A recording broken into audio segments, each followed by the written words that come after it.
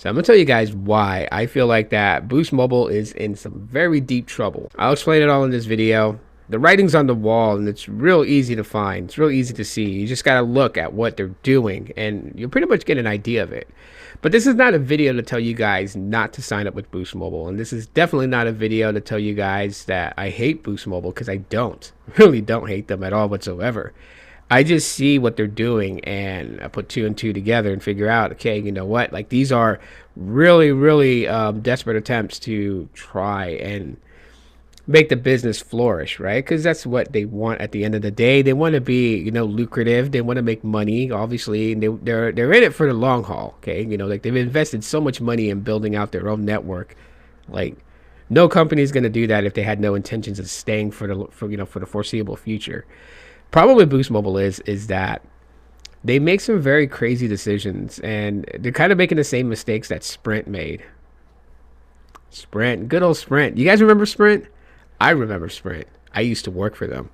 I remember the unlimited freedom plans, right? And all the different variations of the unlimited freedom plan that just had a lot of Sprint customers pissed off because they didn't know which promo they got, or if they got a promo, they didn't know that there was another unlimited freedom promo that they thought was better than the one that they were given. And man, was that a total nightmare of having to break down those, and especially when those promos ended for people, right? It was only for like a year.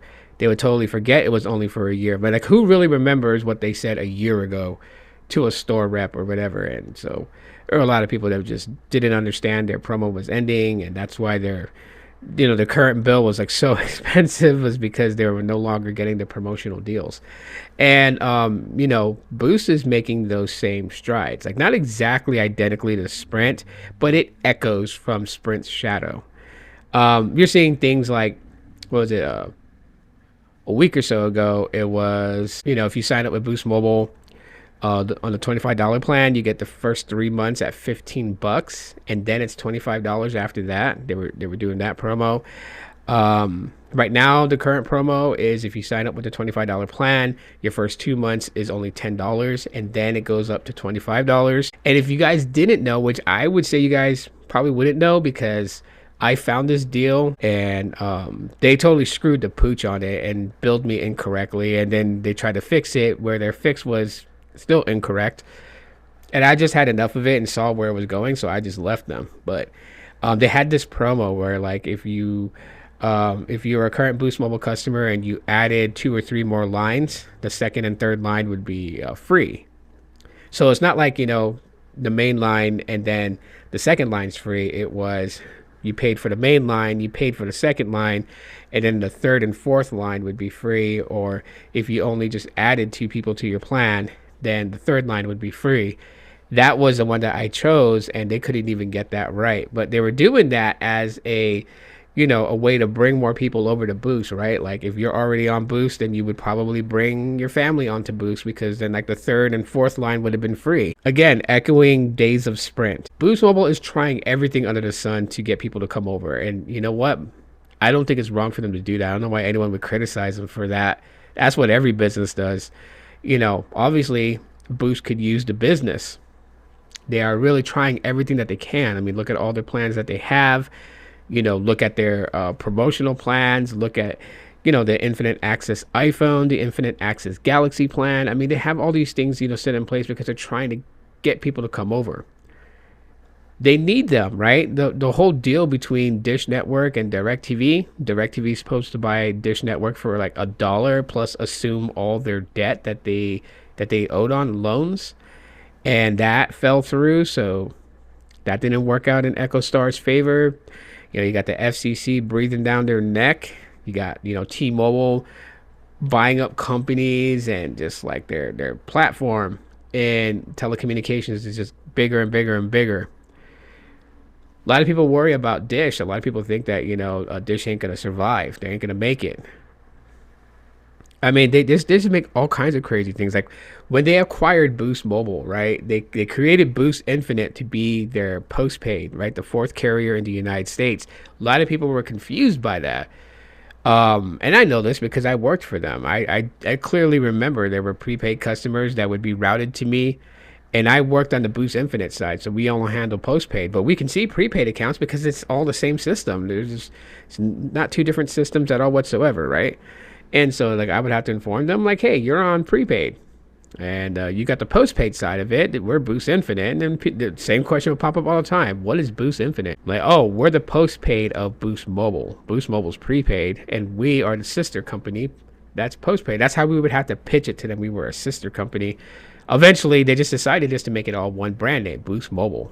Postpaid, prepaid, really depends on what type of plan options that you pick would decide whether you were on postpaid or prepaid. And the whole promise of the smart switch, right?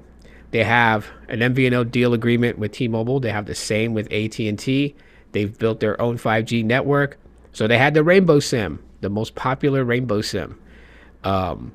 Allowing you to be on Dish's native 5G network, but if you were out of range or in an area that didn't have Dish 5G, then you would, you would drop onto the AT&T network or T-Mobile network, depending on which one was the best. So they do all these crazy things, and people wonder why.